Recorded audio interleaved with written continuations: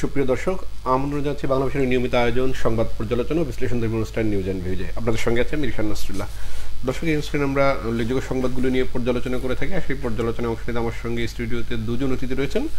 তারা হলেন অধ্যাপক ডক্টর মোহাম্মদ সিদ্দিকুর রহমান খান, ইসলামের ইতিহাস ও সংস্কৃতি বিভাগ, ঢাকা বিশ্ববিদ্যালয়, এবং অধ্যাপক doctor S M Shamim Reza, গণযোগাযোগ ও সাংবাদিকতা বিভাগ, ঢাকা বিশ্ববিদ্যালয়। আমরা আলোচনা শুরু করব, তবে আলোচনা শুরু করার আগে আমরা একটু উল্লেখযোগ্য সংবাদগুলো জেনে নিই। উল্লেখযোগ্য সংবাদগুলোর মধ্যে রয়েছে দেশের উন্নয়ন একটি মহলের ভালো লাগছে না, ৭৫ পরবর্তী শাসকরা বাংলাদেশকে কেবল পিছিয়ে দিয়েছে বলেছেন প্রধানমন্ত্রী শেখ হাসিনা। সন্ত্রাসীর জন্ম আওয়ামী লীগের, দেশ চালাচ্ছে অদৃশ্য শক্তি বলেছেন মির্জা ফখরুল। সিন্দাবাদের দৈত্যের মতো চেপেছে সরকার মন্তব্য জি এম কাদেরের। ডোনাল্ড রুট সফরে চাঙা হয়ে লাভ নেই, বিএনপির পক্ষে আর আসবে না যুক্তরাষ্ট্র বলেছেন ওবায়দুল কাদের। রাজনীতির ব্যাংকদের কোমর ভেঙে গেছে মন্তব্য হাসান মাহমুদের। চট্টগ্রামের নন্দন কাননে বৌদ্ধ বিহার দখলের চেষ্টায় ভিক্ষুদের দুই গ্রুপের সংঘর্ষ, ধাওয়া পাল্টা ধাওয়ায় রণক্ষেত্র পুরো এলাকা, আহত 10। মোটা দাগে এই ছিল উল্লেখযোগ্য সংবাদগুলো। আমি স্যার আপনাকে দিয়ে শুরু করতে চাই, যেটি হচ্ছে দেশের উন্নয়ন নিয়ে যেটি বলেছেন প্রধানমন্ত্রী, যে আজকে আইবির যে গতকালকে আইবির সম্মেলনে তিনি বলেছেন যে উন্নয়ন যেগুলো হয়েছে বর্তমান সরকারের সময় কিন্তু সেগুলো আসলে একটি মহলের ভালো লাগছে না, এবং তিনি বলছেন যে ৭৫ পরবর্তী বিভিন্ন সময় যারা বাংলাদেশকে শাসন করেছেন তারা আসলে দেশকে ক্রমাগতভাবে পিছিয়ে দিয়েছেন। ধন্যবাদ আপনাকে, এবং আমার সাথে প্রফেসর শামীম রেজা ভাই আছেন, তাকে শুভেচ্ছা, এবং দর্শকরা যারা এই মধ্যরাতে আমাদের সাথে যুক্ত আছেন তাদেরকেও শুভেচ্ছা জানাচ্ছি। আজকে গতকাল আমাদের দেশের একজন মুক্তিযুদ্ধের সংগঠক, একজন পরিচ্ছন্ন রাজনীতিবিদ আমাদের হায়দার আকবর খান রনু, তিনি মারা গেছেন। তার বিদেহী আত্মার প্রতি আমরা শ্রদ্ধা নিবেদন করছি। একটু আগে আপনি যে বিষয়টি বলেছেন যে মাননীয় প্রধানমন্ত্রী তিনি তার বক্তব্যে আইবির যে সম্মেলন, সেই সম্মেলনে তিনি অনেক কথাই বলেছেন। আমাদের উন্নয়ন পরিকল্পনা, তারপরে আমাদের প্রকল্প গ্রহণ, টেকসই উন্নয়নের সাথে সঙ্গতি রেখে প্রকল্প গ্রহণ ইত্যাদি ইত্যাদি অনেক বিষয়ের কথা বলেছেন। এইগুলোর সাথে তিনি এই যে বক্তব্যটি রেখেছেন, যে তিনি বলছেন যে দেশের তার সরকারের নেতৃত্বে যে উন্নয়ন হচ্ছে সেটি একটি মহলের ভালো লাগছে না। এই ধরনের বক্তব্য আমরা প্রায়শই শুনি আমরা, এবং এই ধরনের বক্তব্যগুলো একটা রাজনৈতিক বক্তব্য, এবং একটা দেশের সামগ্রিক উন্নয়নে শুধুমাত্র সরকারের ভূমিকা থাকে তা না, এই দেশের যারা জনগণ আছেন তাদেরও এক ধরনের ভূমিকা আছে। আমাদের দেশের সরকারি পর্যায়ে যেরকম আছে, প্রাইভেট সেক্টরগুলো সব মিলিয়েই আমাদের একটা উন্নয়ন। আর আমাদের বাংলাদেশ ৫৩ বছরে আমরা স্বাধীনতার পর পা রেখেছি, এবং একটা জিনিস আমাদের দেশের রাজনৈতিক দলগুলোর একটা প্রবণতা দাঁড়িয়েছে, সেটি হচ্ছে যে আমরা সামগ্রিক উন্নয়নের ব্যাপারে বিশ্বাস করি না, বা এই উন্নয়ন কাঠামোতে যে সকলের একটা অংশীদারিত্ব আছে সেটাতে আমরা বিশ্বাস করি না। যারা যখন ক্ষমতায় থাকেন মনে করেন যে তাদের দ্বারাই দেশের সামগ্রিক উন্নয়ন, যেটুকু উন্নয়ন হয়েছে তাদের দ্বারাই হয়েছে। আপনি দেখেন উন্নয়ন পরিকল্পনা বা যাই বলি না কেন, এটা কিন্তু একটা ধারাবাহিক প্রক্রিয়ার মধ্য দিয়েই কিন্তু অর্জিত হয়। ৭৫ পরবর্তী সময়ে বাংলাদেশের রাজনৈতিক অবস্থা, গণতান্ত্রিক অবস্থা ইত্যাদি নিয়ে আপনি প্রশ্ন উত্থাপন করেন, সামরিক শাসন ছিল ইত্যাদি, কিন্তু যারা সরকারের ধারাবাহিকতাগুলো পরিচালনা করেছে বা ধারাবাহিকতা রক্ষা করেছে তাদের সময় দেশ পিছিয়ে গেছে, দেশে উন্নয়ন হয় নাই, এই বক্তব্য কিন্তু সঠিক না। আমরা ৭৫-এর আগেও বাংলাদেশকে কিন্তু চরম একটা দুর্ভোগের মধ্যে দিয়ে যেতে আমরা একটা মহা দুর্ভিক্ষের মধ্য দিয়েও আমরা গেছি, এবং এই দুর্ভিক্ষ কবলিত সরকার বাংলাদেশকে উন্নয়নের ধারায় আনার আগেই আমরা বঙ্গবন্ধুর নির্মম হত্যাকাণ্ড হয়ে গেছে। তারপরে কিন্তু বাংলাদেশ একটা গতি পেয়েছে, এক ধরনের গেছেন তলাবিহীন জুরির কথাও আমরা একসময় শুনেছি, সেইখান থেকেও কিন্তু বাংলাদেশের উত্তরণ হয়েছে, এবং সেই উত্তরণটা আওয়ামী লীগ সরকারের হাত ধরেই হয়েছে তা কিন্তু না। ৭৫ থেকে ১৯৯৬ সালের আগ পর্যন্ত কিন্তু বাংলাদেশের রাষ্ট্র ক্ষমতায় আওয়ামী লীগ ছিল না। ১৯৯৬ থেকে ২০০১ সাল এবং ২০০১ সাল থেকেও আবার ৬ সাল পর্যন্ত আওয়ামী লীগ ক্ষমতায় ছিল না। তো এই রকম একটা অবস্থায় আপনি ধরেন সামগ্রিকভাবে যদি আমরা করে বাংলাদেশের যে ৫৩ বছরের জার্নি, সেই ৫৩ বছরের জার্নিতে এই আওয়ামী লীগ সরকারের এইবার ৪ বছরের ধারাবাহিকভাবে আরো একবার শেখ হাসিনার সরকার এবং বঙ্গবন্ধুর যে ৪ বছরের শাসনামল, এটি তো আওয়ামী লীগের শাসন। এর বাইরে যে সময়টা আমাদের ছিল, সেই সময়টাতেও যারা ক্ষমতায় ছিলেন গণতান্ত্রিক বিধি ব্যবস্থাকে অগ্রায়নের ক্ষেত্রে বা এটার পশ্চাতে কিন্তু উন্নয়নের ধারাবাহিকতা কম বেশি সবসময়ই ছিল, এবং এইটারই আজকের একটা অবস্থানে এখানে এসে। এখন এটার মধ্যে মাননীয় প্রধানমন্ত্রী যে বক্তব্য রেখেছেন যে তারা দেশকে পিছিয়ে নিয়ে গেছেন, কিন্তু আমরা যদি একদিকে এটাও বলি যে আমাদের অর্থনৈতিক উন্নয়ন, যদিও এখন আমরা বড় অর্থনৈতিক চ্যালেঞ্জের মধ্যে আছি, বাংলাদেশ একটা বড় অর্থনৈতিক চ্যালেঞ্জের মধ্যে আমরা ইতিমধ্যেই পড়ে গেছি, কিন্তু গণতান্ত্রিক বিধি ব্যবস্থার ক্ষেত্রেও কিন্তু আমরা বড় রকমের চ্যালেঞ্জ, বড় রকমের সংকট, বড় রকমের একটা সংকটের মধ্যেও কিন্তু আমরা ইতিমধ্যেই ঢুকে গেছি। এবং বর্তমান সরকার এবং যে সরকার আওয়ামী লীগ, যে দল মানে আমাদের মুক্তিযুদ্ধে নেতৃত্ব দিচ্ছে, সেই গণতন্ত্রের জন্য যারা দীর্ঘ লড়াই করেছে তাদের হাতে কিন্তু গণতান্ত্রিক ব্যবস্থা এখন একেবারে মানে আমাদের বলবো যে বাংলাদেশকে তো এখন আমাদের বৈশ্বিক মানদণ্ডে গণতান্ত্রিক রাষ্ট্র কাঠামোর মধ্যেই আমাদের বিবেচনা করা হয় না। তো এটাও তো আমাদেরকে বিবেচনায় রাখতে হবে। তো মাননীয় প্রধানমন্ত্রী যে বক্তব্য আজকে রেখেছেন সেই বক্তব্যের মধ্যে আপনি যেটার উদ্ধৃতি দিলেন, অন্য অনেক কথা আছে, সেই কথাগুলোর সাথে আমাদের মত দ্বিমত থাকতে পারে, কিন্তু এই প্রশ্নটাও, এই বক্তব্যটাও একটা রাজনৈতিক বক্তব্য এবং এটা আমাদের দেশের রাজনীতিবিদ যারা আছেন বা রাজনৈতিক দলগুলো যারা আছেন এইভাবেই তারা কথা বলে থাকেন। আমরা মাননীয় প্রধানমন্ত্রীর মধ্যে বক্তব্যের মধ্যে দিয়ে এইটাই আমরা দেখলাম। স্যার, আমি প্রধানমন্ত্রী যদি এই অংশটাই ধরে যে একটি মহলটা বাদ দিয়ে আমি যদি ধরে যে উন্নয়নের কথা স্যার যেটি বলছিলেন, অর্থনৈতিক চ্যালেঞ্জ রয়েছে, গণতান্ত্রিক চ্যালেঞ্জ রয়েছে, অবকাঠামো উন্নয়ন হয়েছে, কিন্তু যদি আমি অর্থনৈতিক বৈষম্য কিন্তু সামাজিক বৈষম্য যখন বাড়ে তখন আসলে এই উন্নয়নটা আসলে কার্যকরী হয় কিনা বা এটির তো সমালোচনা হতেই পারে। না, যে কোনো উন্নয়নতে একরৈখিক না। এখন এই সরকার একটা লম্বা সময় পেয়েছে এবং তার একটা বড় সাফল্যের জায়গা যে অর্থনৈতিক অগ্রগতিগুলো, তার একটা বড় সাফল্যের জায়গা অবকাঠামোগত উন্নয়নের দিকটা। এখন এর সবটাই তো আর আমাদের অর্থায়নে হয়নি এবং সেটাও আমাদের একটা বিবেচনার বিষয় যে এই টাকাগুলো তো আমাদের পরিশোধ করতে হবে, সুদ সহ পরিশোধ করতে হবে এবং সেটা সামগ্রিকভাবেই সবাইকে করতে হবে, জনগণ, যত প্রতিষ্ঠান আছে সবাই মিলে। তো সাফল্যের দিক থেকে নিঃসন্দেহে এই সরকার এই দাবি করতে পারে যে যে অবস্থায় ছিল তারা দায়িত্ব গ্রহণ করবার আগে সেটা থেকে অর্থনৈতিকভাবে সূচকে অনেক অগ্রগতি হয়েছে। অবকাঠামোর কথা বললাম, অন্যান্য সামাজিক সুরক্ষার ক্ষেত্রে একটা বড় সাফল্য দাবি করতে পারে, যেটা আগে হয়তো আমাদের এত বড় ড্রাইভ দেওয়া সম্ভব হয়নি আমাদের সোশ্যাল সেফটি নেটের ক্ষেত্রে। এবং আমরা হয়তো একসময় শুধু মনে করতাম যে বয়স্ক বা এরকম বিধবা অল্প কয়েকটা ক্যাটাগরিতে আমরা, কিন্তু এই ক্যাটাগরিটা যে অনেক বড় যে কোনো রাষ্ট্রে, সেটা আস্তে আস্তে আমাদের অনুভূত হয়েছে। কিন্তু সেই জায়গাটা যাওয়া এবং সেই সামাজিক সুরক্ষার আওতায় আনা কিন্তু খুব বড় একটা কাজ, খুব কঠিন কাজ। আবার আমরা তো বৈদেশিক নিঃসন্দেহে আয়ের উপরে নির্ভরশীল, সেটারও কোনো কোনো ক্ষেত্রে তারতম্য ঘটেছে, কম বেশি ঘটেছে, বাট মোটামুটি একটা ধারাবাহিকতা ছিল। তৈরি পোশাক শিল্প একটা অবস্থার মধ্যে দিয়ে গেছে, কোভিডের সময়ও যে ঘাটতিটা ছিল সেটাও পুষে উঠতে পেরেছে।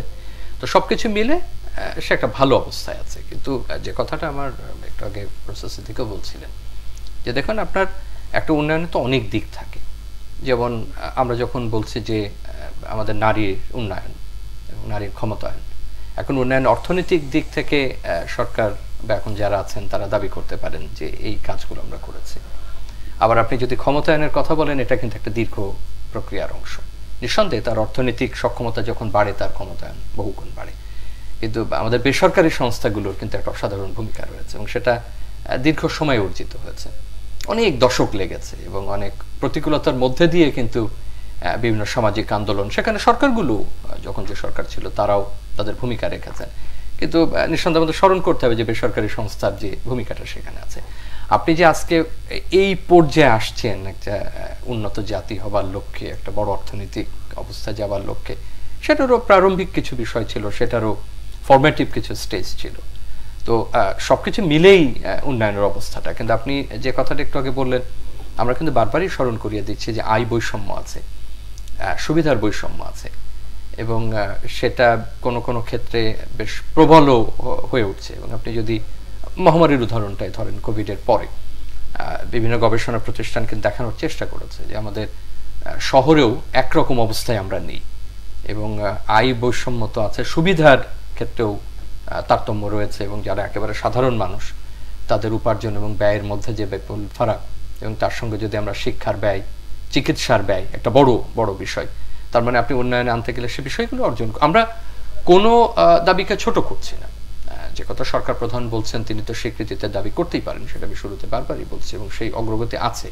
আমরা পৃথিবীর বড় অর্থনৈতিক শক্তির এখন একটা অন্তত 50টার মধ্যে, সেটা কম বড় অর্জন না, কিন্তু উন্নয়ন তো আরো ব্যাপক অর্থে। আমি যেটা শুরু করছিলাম, যেটা তো একরৈখিক না, এবং অনেক ক্ষেত্রে যারা ক্রিটিকরা যে প্যারাডক্সগুলো বলছেন যে ঠিক আছে একদিকে এরকম করছে আর একদিকে আমাদের বড় আকারের চ্যালেঞ্জ তৈরি হচ্ছে কিনা, আমার মনে হয় যে সবচেয়ে বুদ্ধিমানের কাজ হলো দুটোকেই সমানভাবে বিবেচনা নেওয়া, যে আমি যেভাবে উন্নতি করছি একের সঙ্গে চ্যালেঞ্জগুলো কোথায় আসে সেই চ্যালেঞ্জগুলো দেখা।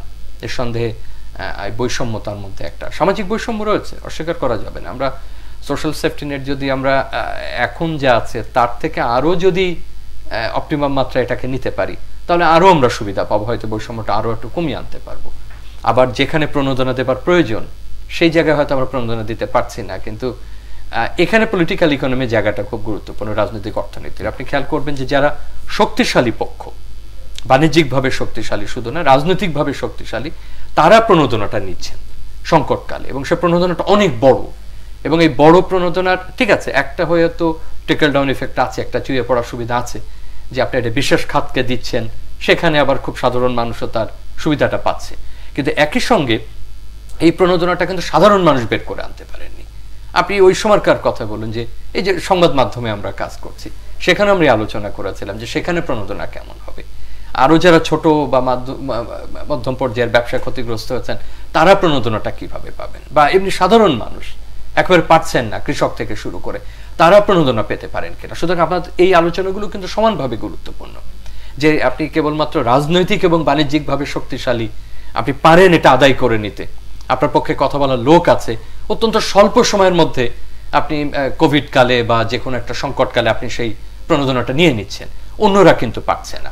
অর্থাৎ সেই দিকে আমাদের সমানভাবে মন দেওয়া, এবং অগ্রাধিকারের খাতগুলো যখন হয় এখানে আরো জনসম্পৃক্ততা বাড়ানো, জনবিতর্কগুলো শোনা, মনোযোগ দেওয়া, যে আমরা নিঃসন্দেহে যাব।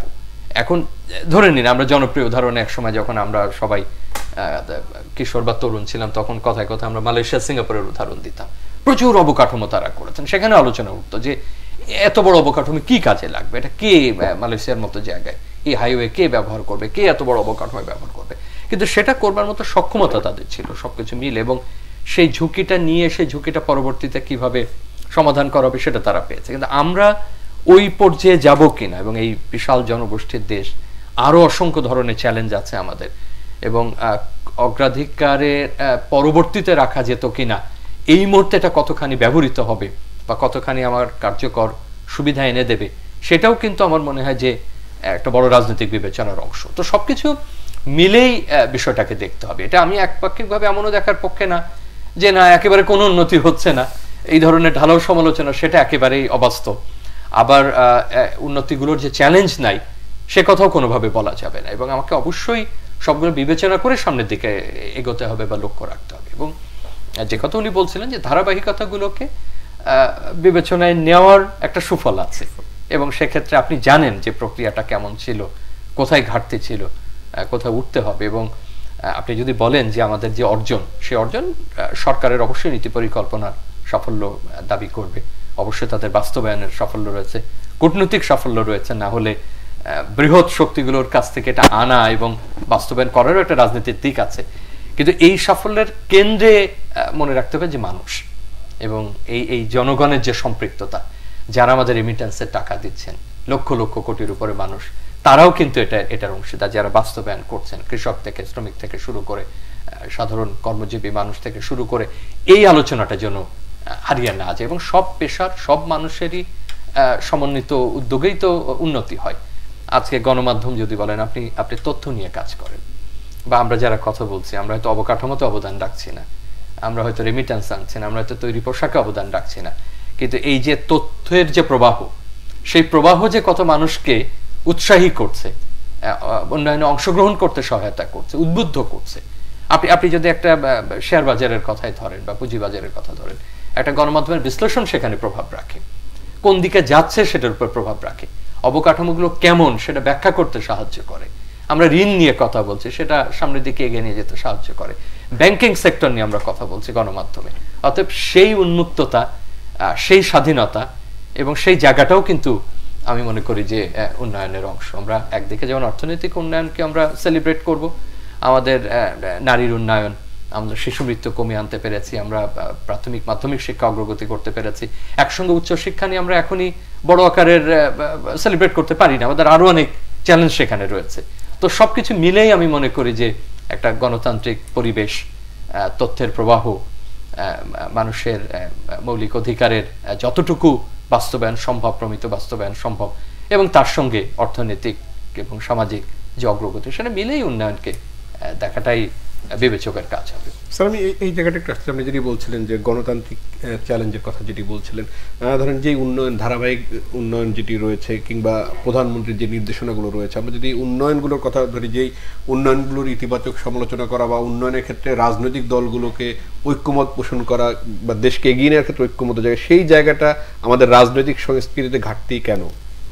দেখুন, একটা আপনি যদি মনে করেন যে একটা গণতান্ত্রিক ব্যবস্থা বা একটা সমাজ ব্যবস্থা, সেইখানে কিন্তু যে কোনো কার্যক্রমের, সরকারের যে কোনো কার্যক্রম বা বিরোধী দলের যে কোনো কার্যক্রমের একটা মানে গঠনমূলক সমালোচনার জায়গাটা থাকতে হবে। কারণ যদি আপনি কোনো সমালোচনাই করা যাবে না, কেবলমাত্র আপনার প্রশংসা করতে হবে, এটা প্রত্যাশিতও না এবং এটা কোনো মানে হেলদি প্র্যাকটিসও হবে না। একটা দেশের সামগ্রিক উন্নয়নের জন্য এটাও কিন্তু কোনো হেলদি প্র্যাকটিস হবে না।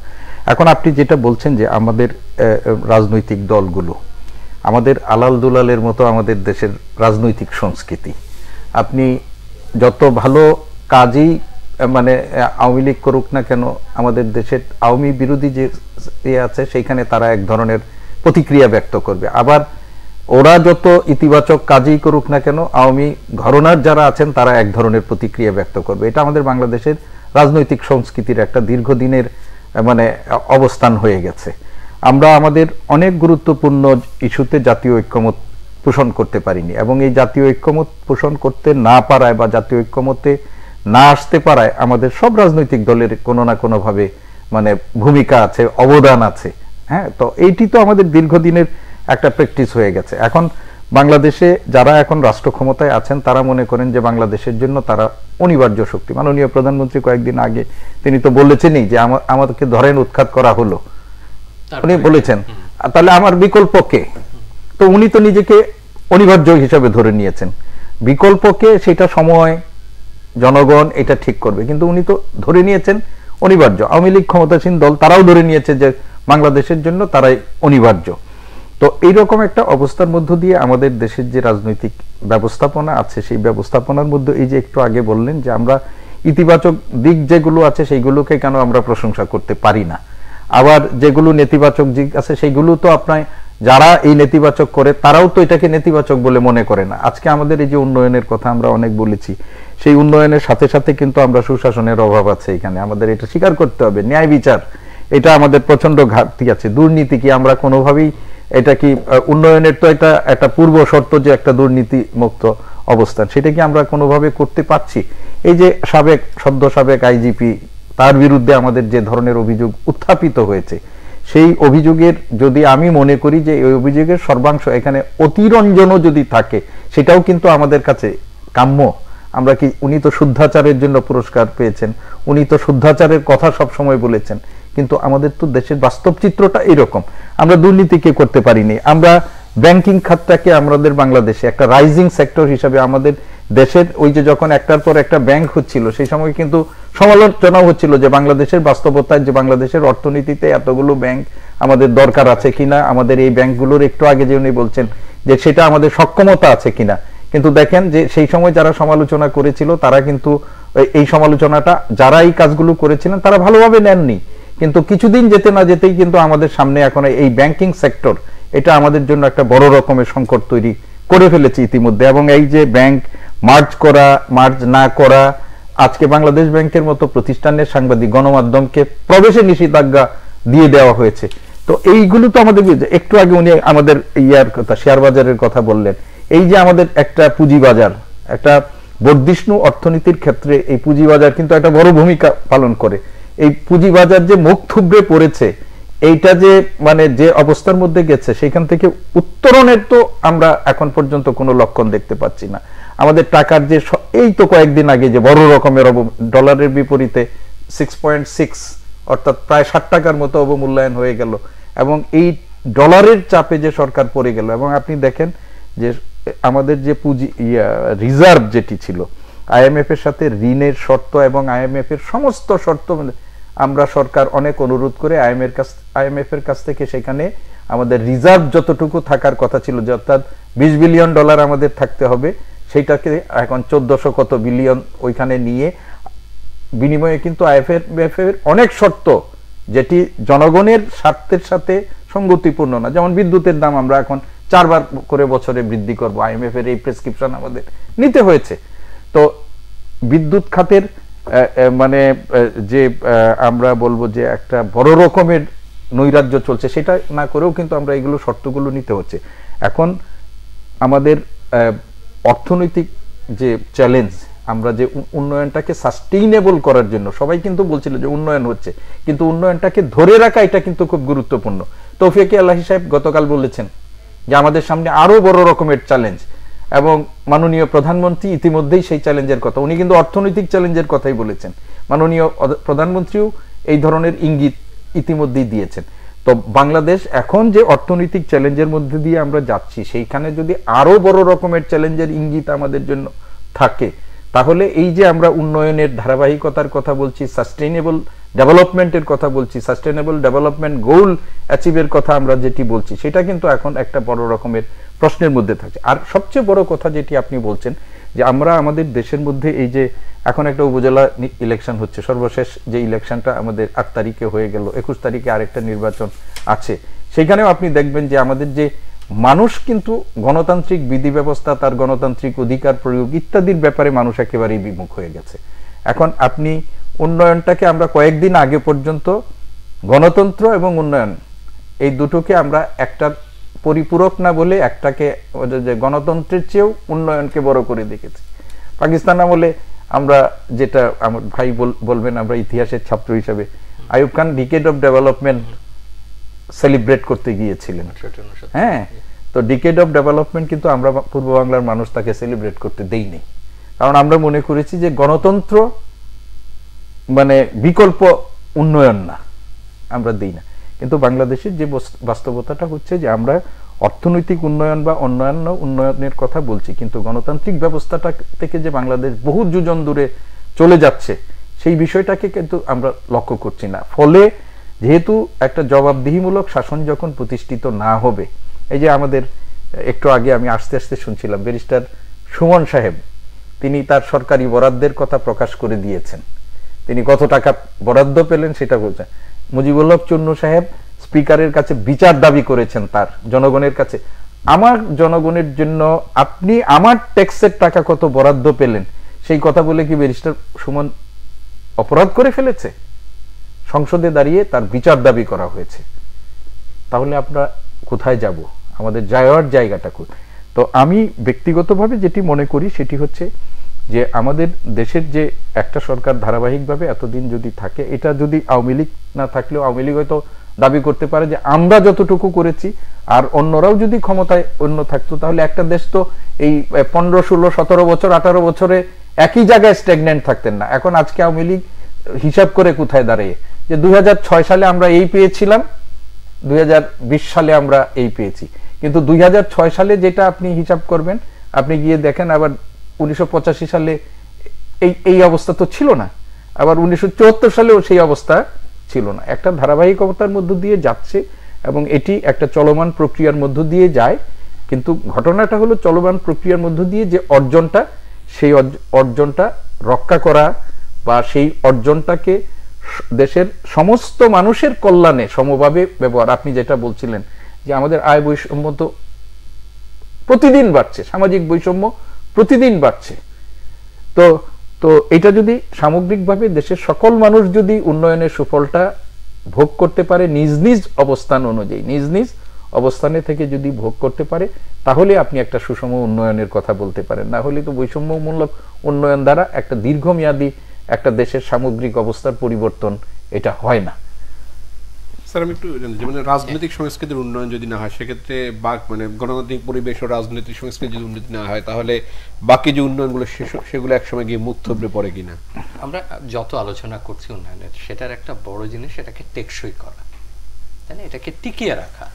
এখন আমরা যে পর্যায়ে উঠেছি, সেটা অনেক অনেক দূর উঠেছি। মানে এখন যদি গ্লোবাল স্কেলে আপনি চিন্তা করেন, আমরা একটু আগে যেটা বলছিলাম যে আমরা যদি 40-42 নম্বর অর্থনীতি হই in terms of economic size বা সবকিছু মিলে অর্থনৈতিকভাবে যদি চিন্তা করি, পৃথিবীর 200 দেশের মধ্যে সেটা অনেক বড় অর্জন। তো প্রশ্ন হচ্ছে যে আমাদের ঠিক এইটার সঙ্গে আমি পুরোপুরি তুলনা করছি না। একসময় কিন্তু দক্ষিণ পূর্ব এশিয়ারও একাধিক দেশ এরকম উঠেছে। থাইল্যান্ড একসময় ভালো করেছে, আরো একাধিক আফ্রিকার দেশ ভালো করেছে। এই মুহূর্তে আমাদের সঙ্গে কিন্তু আরো অনেকে ভালো করছে।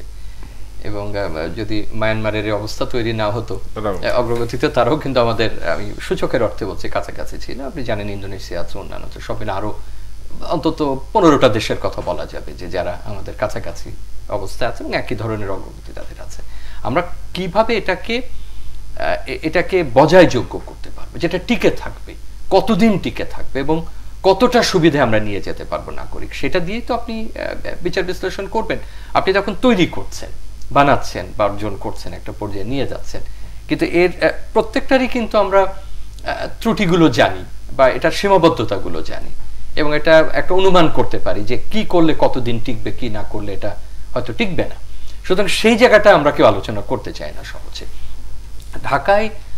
ঢাকা বিশ্ববিদ্যালয়ের উন্নয়ন অধ্যয়ন বিভাগের উদ্যোগে 2 দিন ব্যাপী আন্তর্জাতিক সেমিনার হয়ে গেল, যেখানে মাননীয় স্পিকার উদ্বোধন করেছিলেন এবং বাংলাদেশ নিয়ে কাজ করেন এমন প্রায়শ বড় বড় গবেষকই সেখানে অংশগ্রহণ করেছেন, যুক্তরাষ্ট্র, যুক্তরাজ্য, অন্যান্য দেশ থেকে। তো একজন গবেষক বলছেন যে তিনি দীর্ঘদিন বাংলাদেশ নিয়ে কাজ করেন।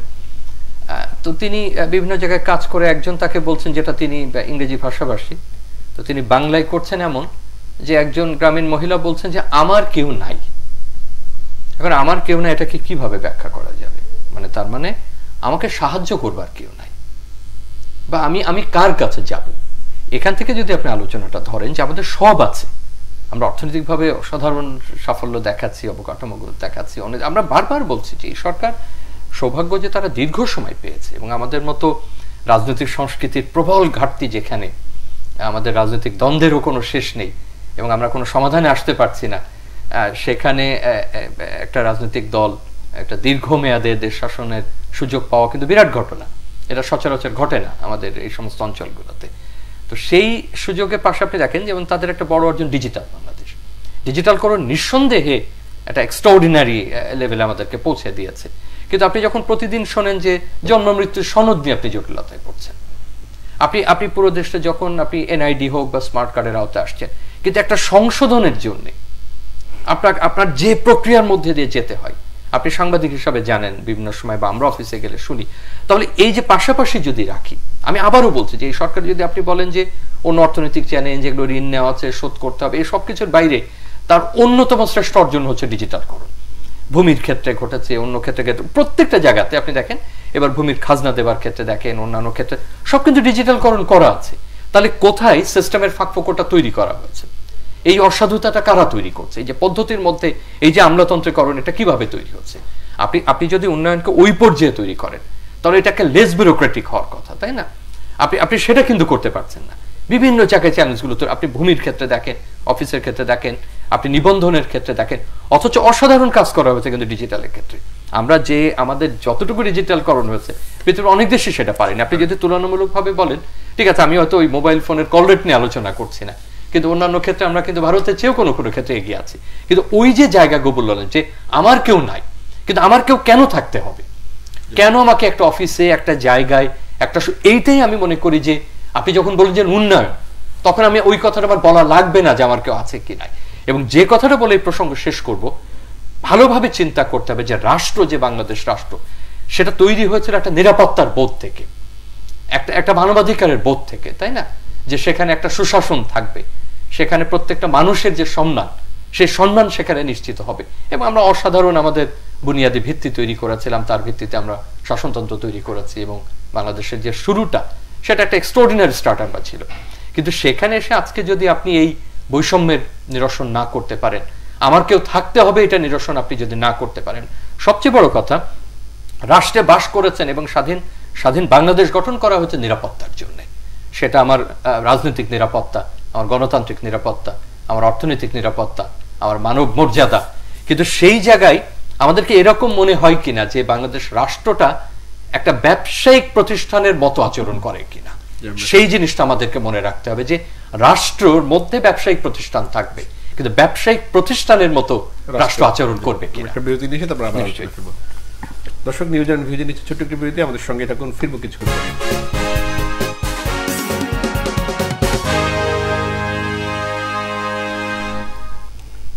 দর্শক, বিরতি আবারও স্বাগত জানাচ্ছি নিউজ অ্যান্ড ভিউজে। স্যার, আমরা একটু অন্য জায়গায় দিচ্ছি, আমরা রাজনৈতিক সংস্কৃতি নিয়ে যেহেতু কথা বলছি, সেই জায়গায় ওবায়দুল কাদেরের যে বক্তব্য রয়েছে যে ডোনাল্ড সফরে চাঙা হয়ে উঠছে বিএনপি, সেটি তিনি বলছেন লাভ নেই। আবার বিএনপি যেটি বলছে যে সন্ত্রাসীর জন্ম আওয়ামী লীগের, দেশ চালাচ্ছে অদৃশ্য শক্তি, অর্থাৎ নিজেদের মধ্যে এক ধরনের টানা হেঁচড়া তো আছেই, তার মধ্যে আবার বিদেশিদেরও টেনে আনা, এই যে একটা রাজনৈতিক সংস্কৃতি আমাদের, সেটি আসলে স্বাধীনতার 53 বছরেও তো দূর হলো না। তো এটি আসলে আমাদের দেশকে এগিয়ে নেওয়া বা অগ্রগতির পথে অন্তরায় কিনা, যেটি বারবার আমরা বলছি আলোচনা। দেখুন, আমাদের দেশের রাজনীতিতে বিএনপি গত 28 অক্টোবরের তাদের যে ঢাকায় মহাসমাবেশ, এরপরে বিএনপির যে রাজনৈতিক নেতাকর্মীদের বিরুদ্ধে যে দমন নিপীড়ন, তারপরে নির্বাচনের পর রাজপথে আসলে তারা ওই ধরনের আর নিজেদেরকে সংগঠিত করে কোনো কর্মসূচি পালন করতে পারে নাই বা করে নাই। আমরা ওই মে মাসের 1 তারিখে তাদের একটা সমাবেশ দেখলাম, শুক্রবারে একটা দেখলাম, আজকে আরেক মানে শনিবারেও তারা একটা সমাবেশ করলেন। এবং এই সমাবেশের আমরা এই রাজনীতিতে যে জিনিসগুলো দেখেছিলাম, যে বিএনপির কর্মসূচি যেদিন হয় একই দিনে বিএনপির কর্মসূচির পাল্টা কর্মসূচি হিসাবে আওয়ামী লীগ একটা শান্তি সমাবেশ করে। নির্বাচনের আগেও ছিল এবং এটা নির্বাচনের আগে প্রবলভাবে ছিল। কিন্তু এখন বিএনপি ছোটখাটো কর্মসূচির মধ্য দিয়ে তারা আবার নিজেদেরকে হয়তো সংগঠিত করার চেষ্টা করছে। আজকেও আমরা দেখলাম, মানে এই শনিবারেই আমরা দেখলাম যে আওয়ামী লীগও একটা কর্মসূচি, তারা একই শহরে তারা একটা কর্মসূচি শান্তি সমাবেশের নামে দিয়েছেন। এবং সেইখানে একটা সমাবেশে বিএনপির মহাসচিব তিনি ছিলেন, আরেকটা সমাবেশে আওয়ামী লীগের সাধারণ সম্পাদক তিনি ছিলেন। এবং তারা যে বক্তব্য রেখেছেন এইগুলো আমাদের কাছে কোনো নতুন বক্তব্য মনে হয়নি, কারণ একই ধরনের বক্তব্যেরই পুনরাবৃত্তি আমাদের হয়। এবং এই রাজনীতির ক্ষেত্রে সুবিধাজনকভাবে আমাদের রাজনৈতিক দলগুলো মানে বহিঃশক্তিকে টেনে নিয়ে আসে। এবং ডোনাল্ড লো আমাদের আসতেছেন, এবং ডোনাল্ড লোর আগমনের উদ্দেশ্য ইতিমধ্যে স্টেট ডিপার্টমেন্ট কিন্তু বলে দিয়েছে যে তিনি কি কারণে আসছেন, তার উদ্দেশ্য সম্পর্কে। এবং ডোনাল্ড লো দক্ষিণ এশিয়ার সফরের হিসাবে আরো ভারত হয়ে তিনি আমাদের দেশে আসতেছেন। এবং এখানে তার কর্মসূচি আমরা যেটা দেখলাম, এর মধ্যে একটা নাগরিক সমাজের প্রতিনিধিদের সাথেও তার একটা মানে সাক্ষাৎ, এবং সেখানে তাদের সাথে মত বিনিময়ের কর্মসূচিও সেখানে আছে। স্বাভাবিকভাবেই নির্বাচনের পূর্বে আমেরিকার যে অবস্থান, এবং সেই অবস্থান সরকারের জন্য কোনো রকমের স্বস্তিদায়ক ছিল না। সামহাউ ভারতের মধ্যস্থতায়, এবং এটা আমরা নির্বাচনের পরবর্তী সময়ে আওয়ামী লীগের সাধারণ সম্পাদক এবং ভারতের পক্ষ থেকেও ভারতের বর্তমান এবং সাবেক কূটনীতিবিদদের বক্তব্যের মধ্যে দিয়েও এটা বুঝতে পেরেছি যে মার্কিন যুক্তরাষ্ট্রকে একটা মানে নিউট্রাল পজিশনে নেয়ার ক্ষেত্রে ভারতের একটা বড় ভূমিকা ছিল। এবং সেই ভূমিকাটা ভারত এবং মার্কিন যুক্তরাষ্ট্রের একটা ক্ষেত্রে তাদের যে অবস্থান, সেটা হলো চীন প্রশ্ন, সেটাকে বড় করে দেখিয়ে একটা সুবিধা সেখানে নিয়েছে, এবং এই সুবিধাটা আওয়ামী লীগ পেয়েছে। এখন কার্যত আমরা দেখেছি যে বিএনপির যে আশাবাদটা তৈরি হয়েছিল পশ্চিমাদের, বিশেষ করে মার্কিন যুক্তরাষ্ট্র, ইউরোপীয় ইউনিয়নের, সেটি আমরা দেখেছি যে সেখানে সফল হয়নি। এখন ডোনাল্ড লো সরকার পরিবর্তনের জন্য আসছেন, বা বিএনপিকে আবার নতুনভাবে রাজপথে সংগঠিত করতে সহায়তায় আসছেন, এইটা বিবেচনার চেয়ে বড় কথা হলো রাজনীতির মাঠে আমাদের নেতাকর্মীদেরকে উজ্জীবিত করার জন্য কিছু বক্তব্য দরকার লাগে। এবং সেটা আমরা দেখেছি যে ভারতের যে লাস্ট নির্বাচনে যে ভূমিকা, সেই ভূমিকার পরিপ্রেক্ষিতে বাংলাদেশে কিন্তু এক ধরনের বাংলাদেশের জনগণ কিন্তু দুই ধরনের দ্বিধা বিভক্তি আছে। ভারতের বিরোধী একটা গ্রুপ আছেন। আমরা নির্বাচনের পরবর্তী সময়ে এই যে অবস্থান, সেটার অবস্থানের পরিপ্রেক্ষিতে ভারতীয় পণ্য বয়কট ইত্যাদি ইত্যাদি তো চলেছে। এবং সেই যে পরিস্থিতি, সেই পরিস্থিতির মধ্যে দিয়ে কিন্তু পণ্য বয়কটের পরিপ্রেক্ষিতে আমাদের মাননীয় প্রধানমন্ত্রীও কিন্তু শার্প রিঅ্যাকশন দেখিয়েছেন। ভারতেও এক ধরনের রিঅ্যাকশন এখানে তৈরি হয়েছে। এবং ভারত এই পণ্য বয়কট ইত্যাদি এইগুলো আমাদের সরকারের জন্য খুব স্বস্তিদায়ক ছিল না, ফলে সরকারের পক্ষ থেকেও এক ধরনের প্রতিক্রিয়া দেখানো হয়েছে। এবং এইটার পরিপ্রেক্ষিতে বিএনপি যখন ভারতের মানে সরকারের ভারতের নির্ভরশীলতা, নতজানু পররাষ্ট্রনীতি যাই বলুক না কেন, এটার পাল্টা একটা ব্যবস্থা হিসাবে আমরা মনে করি যে ওবায়দুল কাদের সাহেব এই বক্তব্যের মধ্য দিয়ে, যেহেতু ডোনাল্ডো এখন আসছেন, কথাগুলো এক ধরনের মানে আমরা কি বলবি যে কাকতালীয় ভাবে হয়ে গেছেন, যে তিনিও এটাকে যুক্ত করে দিচ্ছেন যে আর কোনো চেষ্টা করে লাভ হবে না, আর আমেরিকার দ্বারা সফলতা পাওয়া যাবে না। তো আমাদের রাজনীতিতে এক ধরনের মানে রাজনৈতিক বলবো যে আমরা রেটরিকও তো আমাদের হয়, এইগুলো আমাদের মধ্যে হয়। তো আমি এই অবস্থার মধ্য দিয়ে আমার মনে হচ্ছে যে ওবায়দুল কাদের সাহেব যে বক্তব্যটা বলছেন, এবং বিএনপি তো আর এটা নতুন বলছেন না যে ভারতের উপর সরকারের বা আওয়ামী লীগের অনেক নির্ভরশীলতা, এবং এটার মানে তাদের অবস্থান থেকে তাদের যুক্তি আছে, তারা বললেন, এবং সরকারের পক্ষ থেকেও মার্কিন যুক্তরাষ্ট্রের কথা বল, সেইগুলোর নির্বাচন পূর্ববর্তী যে আবহাওয়ার ব্যাপারটা সেখানেরই একটা পুনরাবৃত্তি আমরা হচ্ছে। নির্বাচনের আগে যখন ভারতে আমরা দেখছি যে মাননীয় প্রধানমন্ত্রীর সাথে যখন সেলফি তুলেছিলেন, সেই সময়ও কিন্তু বলা হয়েছিল যে ম্যানেজ হয়ে গেছে অবস্থা। তো এগুলো আমরা শুনেছি। তো ডোনাল্ডোর এইবারের যে মানে এটারও এক ধরনের রাজনৈতিক তাৎপর্য আছে। তিনি সুশীল সমাজের প্রতিনিধিদের সাথে কথা বলবেন, আর আমাদের বাংলাদেশে কিন্তু আরেকটা পরিবর্তন হতে যাচ্ছে। পিটার হাসের মানে কি বলে যে জায়গায় একজন নতুন আসছে। তো সব মিলিয়ে একটা মানে রাজনীতির মাঠে নেতাকর্মীদেরকে উজ্জীবিত করে রাখা এই ধরনের কর্ম মানে বক্তব্যের মধ্য দিয়েও কিন্তু হয়, এবং এগুলোর অন্তর্নিহিত মানে কি বলবো যে আমাদের একটা তাৎপর্যও কিন্তু থাকে, অন্তর্নিহিত তাৎপর্যও থাকে। তো সেইগুলো সময়ে পরীক্ষায় সেগুলো আমাদের সামনে প্রতিভাত হয়। রাজনৈতিক কর্মসূচি না দিয়ে স্যার যেটি বলছেন, রাজনৈতিক কর্মসূচি দিয়ে দলীয় নেতা কর্মীদের উদ্বুদ্ধ করার চেয়ে যে বিদেশিদের উদাহরণ দিয়ে কিন্তু বিদেশিদের নিয়ে বক্তব্য দিয়ে আসলে রাজনৈতিক মাঠ চাঙা করা সম্ভব কিনা আসলে দুই দলের ক্ষেত্রেই, কিংবা বিদেশিদের সঙ্গে যোগ সাজস করে, এটা আমাদের একটা পুরনো অভ্যাসে পরিণত হচ্ছে। আপনি যদি প্রত্যেকটা নির্বাচনের আগে দেখেন, আমরা এরকম একটা প্রসঙ্গ তুলি, এবং যখন নির্বাচন শেষ হয়ে যায় তখন আমরা সবাই চেষ্টা করি যে আমি আসলে ওর পক্ষে ছিলাম না, আমি স্বতন্ত্রভাবে, সেটা সরকারি দল বলেন আর বিরোধী দল বলেন, মানে যিনি সাফল্য লাভ করেন তিনিও বলেন যে না, আমি একেবারে খুব ইন্ডিপেন্ডেন্টলি প্রভাবমুক্তভাবে কাজ করেছি, আমাকে কেউ সহায়তাও করেনি, আমাকে কেউ প্রভাব বিস্তারও করেনি। বিরোধী দল হয়তো একই রকম ভাবে যদি সে সাফল্য অর্জন না করে তখন বলবে না, আমি আমার নিজের মতো সিদ্ধান্ত নিয়েছি। কিন্তু আগের যদি সংবাদপত্রের পাতা একবার পেছনে গিয়ে খোলেন, বা টেলিভিশনের সংবাদগুলো আবার একটু পেছনের দিকে যান, তখন দুই পক্ষের বক্তব্য আপনি দেখবেন যে কত ধরনের বিদেশি শক্তিকে নিয়ে আলোচনা, দেশকে নিয়ে আলোচনা, ব্যক্তিকে নিয়ে আলোচনা, বিভিন্ন রেটরিকের সেখানে ছড়াছড়ি। আমরা শুরুতে যে কথা বলছিলাম যে দেশ তার একটা সশস্ত্র সংগ্রামের মধ্যে দিয়ে স্বাধীন হয়, এবং যে নিজের একটা সংবিধান রচনা করতে পারে, একটা জাতি গঠন করতে পারে, তার তো মেরুদণ্ড আরো সোজা থাকার কথা। এবং আমার তো মাঝে মধ্যে মনে হয় যে আমাদের সবার চাইতে বরং যিনি আমার জন্য রেমিটেন্স পাঠান তার মেরুদণ্ড অনেক বেশি সোজা, এবং তার নীতি জ্ঞানও আমাদের চাইতে অনেক প্রখর। কারণ এই মধ্যপ্রাচ্য, দক্ষিণ পূর্ব এশিয়ার এই বিরূপ আবহাওয়ার মধ্যে থেকে তিনি যে দুটো পয়সা আমাদের জন্য পাঠান, পরিবারের জন্য পাঠান, সেটাই আমাদের অন্যতম নিয়ামক, আমাদের উন্নতি। আমরা যে তৈরি পোশাক শিল্প দিয়ে এখন পর্যন্ত এই অবস্থায় দাঁড়িয়ে আছি, কিন্তু যাদেরকে দিয়ে আমরা এই কাজ করেছি যে সস্তা শ্রমের ভিত্তিতে, এখন আমরা মনে করি যে দীর্ঘ সময় আমরা সস্তা শ্রমই পেয়ে যাব। আমি মনে করি যে তাদেরই মেরুদণ্ড এবং তাদেরই সংস্কৃতি আমাদের সংস্কৃতির চাইতে অনেক বেশি উন্নত। ধরেন যে কৃষক, যে সাধারণ খেটে খাওয়া মানুষ, যিনি ওই প্রণোদনা পাননি বা এই সংকটকালে দেখেছে, তাকে যে দেখেনি রাষ্ট্র সেটা বলবো না, সরকার তাকে দেখেনি কথা বলবো না, অনেক বড় কাজ করেছে, টিকার ব্যবস্থা করেছে, অন্যান্য বিষয় করেছে, কিন্তু সামগ্রিক তার যে জীবনের যে প্রণোদনা দরকার সেটা তো আমরা তাকে দিতে পারিনি। সুতরাং এদের কথা যদি আপনি ভাবেন তার পাশে, তাহলে এত রেটরিকের প্রয়োজন নাই। মানে এটাই অর্থ দাঁড়ায় যে আসলে আমরাই একমাত্র সবকিছু বুঝি, আমরা একমাত্র সবকিছু জানি, সবকিছু দেখি।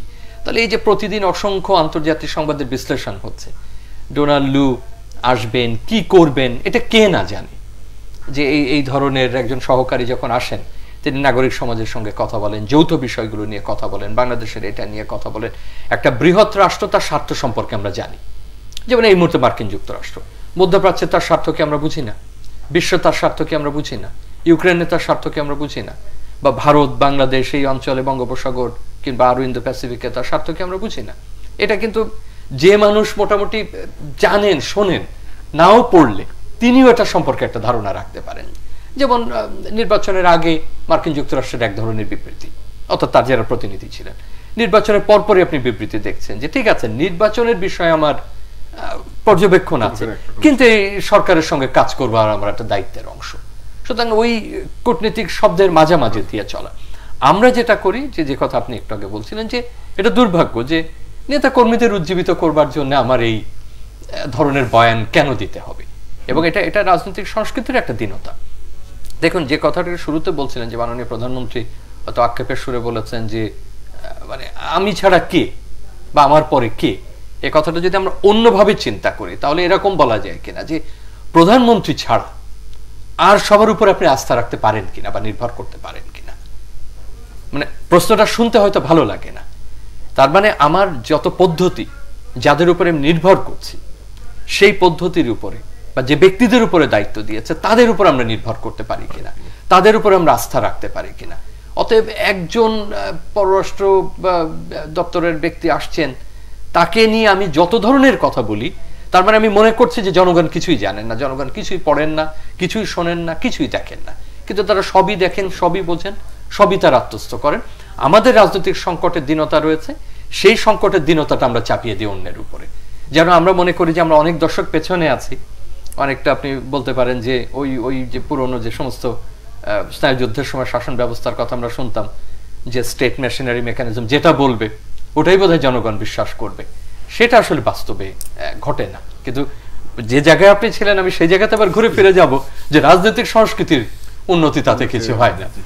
স্যার আমরা এখন শেষ দিকে আছি, উপজেলা নির্বাচন নিয়ে একটু যে উপজেলা নির্বাচন প্রসঙ্গে ইলেকশন কমিশনার রাশেদা সুলতানা যেটি বলেছেন যে ধান কাটার মৌসুম ও বৃষ্টির কারণে আসলে ভোট কম পড়েছে, আসলেই এই যুক্তিটা আসলে যথেষ্ট যৌক্তিক কিনা যে ধান কাটা বা এই মৌসুমে, বা নাকি উপজেলা নির্বাচন ব্যবস্থাটাই আসলে নষ্ট হয়ে গেছে বা ভোটের মানসিকতাটা নষ্ট হয়ে গেছে? দেখুন আমি সব কথা বলি যে বাংলাদেশে আমাদের যারা একটু আগে যিনি বলছেন যে যারা বলেন মনে হয় যে তারা যেটা বলেন সেটাই ভাষ্য আর অন্য কোনো, বাংলাদেশে যখন যত নির্বাচন হয়েছে সব নির্বাচনেই কিন্তু কোনো না কোনো সময় আমরা শুনি, কিছুদিন আগে শুনেছি যে শীতে প্রচন্ড শীতের কারণে মানুষ ভোট দিতে যায় না, কিন্তু বাংলাদেশের নির্বাচনের আমরা যদি ইতিহাস দেখি তাহলে কিন্তু এটা সব হয় না। তো আমরা যেটা মনে করি যে এইবারের নির্বাচনের আগে ইলেকশন কমিশনের কাছ থেকে কিন্তু অনেক বড় বড় কথা আমরা শুনেছি, এবং এই বড় বড় কথার পরিপ্রেক্ষিতে যে আমরা ফলটা দেখলাম যে 36.1% ভোট ইলেকশন কমিশনের ভাষ্য অনুযায়ী, এবং মানুষ মনে করে যে এটাও ইলেকশন কমিশনের ভাষ্যের উপর মানুষের আস্থা নেই। তো সেইখানে আপনি ষষ্ঠ যে উপজেলা নির্বাচন হয়েছে, এযাবৎ যে নির্বাচন হয়েছে সেটার কম সংখ্যক ভোটের রেকর্ড দিয়ে নির্বাচন হয়েছে, বিনা প্রতিদ্বন্দ্বিতায় অনেক নির্বাচন হয়েছে। দ্বিতীয় দফায় আগামী 21 তারিখে নির্বাচন হবে, এবং এই নির্বাচনেও দেখেন একটা মানে অদ্ভুত ব্যাপার যে 2015 সালে আমরা নির্বাচনী আইন পরিবর্তন করে আমরা দলীয় প্রতীকে নির্বাচনের কথা বলেছি। সেই সময় সুশীল সমাজ থেকে শুরু করে আমাদের রাজনৈতিক দলগুলো, বিরোধী রাজনৈতিক দলগুলো কিন্তু তারা প্রতিবাদ করেছেন যে আমরা স্থানীয় সরকার নির্বাচন ব্যবস্থাটাকে দলীয় প্রতীকে নিয়ে আমাদের যে নির্বাচনের চরিত্রটা সেটা নষ্ট হয়ে যাবে। কিন্তু আপনি দেখেন এইবার যখন আওয়ামী লীগ বুঝতে পেরেছে যে তারা ছাড়া আর মাঠে কাউকে পাওয়া যাবে না, তখন এই প্রতীক ব্যবহার না করার ব্যাপার, প্রতীকের ব্যবহার কিন্তু এখনো আইনগতভাবে রয়ে গেছে, কিন্তু তারা প্রতীক ব্যবহার না করে এই নির্বাচনটা করেছে নিজেদের লোকদেরকে এক ধরনের নির্বাচনে। কিন্তু এইখানেও দেখেন যে রাজনৈতিক সংস্কৃতি যে নষ্ট হয়ে গেছে। মাননীয় প্রধানমন্ত্রী বলেছে মন্ত্রী এমপিরা তাদের আত্মীয় পরিজনদেরকে ইলেকশনে দাঁড় করাতে পারবে না। কেউ শুনেছে ওনার কথা? বিএনপি তার মানে নেতাদের বলেছে, তারাও শুনতে পাবে। আমরা যেটা দেখেছি যে মানুষের যে এক ধরনের নির্বাচনী ব্যবস্থার প্রতি একটা অনাস্থা তৈরি হয়েছে, এটার বহিঃপ্রকাশও ঘটেছে। আমরা আগামী 21 তারিখে যে নির্বাচন হবে সেখানেও দেখেন যে ইলেকশন কমিশন হয়তো তাদের অভিজ্ঞতা থেকে আরো অধিক সংখ্যক ভোট এখানে আনতে চাইবে, কিন্তু খুব বেশি ফলপ্রসূ হবে বলে আমরা মনে করি। আলোচনা করার জন্য ডক্টর মোহাম্মদ সিদ্দিকুর রহমান খান এবং অধ্যাপক doctor S M Shamim Reza, আপনাদের দুজনকে অসংখ্য ধন্যবাদ। দর্শক, নিউজ এন্ড ভিউজ থেকে আজকের মতো বিদায় নিচ্ছি। ভালো থাকবেন, সুস্থ থাকবেন, শুভরাত্রি।